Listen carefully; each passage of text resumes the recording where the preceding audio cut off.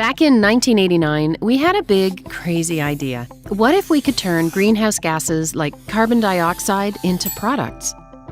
Nature does it all the time, turning carbon dioxide into plants, entire forests, and huge structures like coral reefs. So we got to work, looking to plants for inspiration.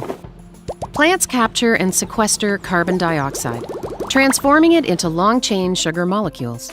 We ferment those sugars to make lactic acid, the building block of a whole range of advanced materials we call Ingeo.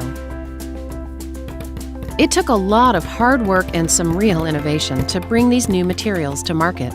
But today, Ingeo is made into products like coffee capsules, diapers, cups, yogurt packaging, and electronics. And we're still innovating. Right now, we're working with bacteria to see if they can transform methane or carbon dioxide into Ingeo.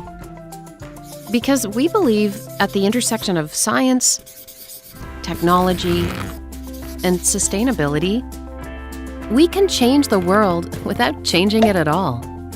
Ingeo, naturally advanced.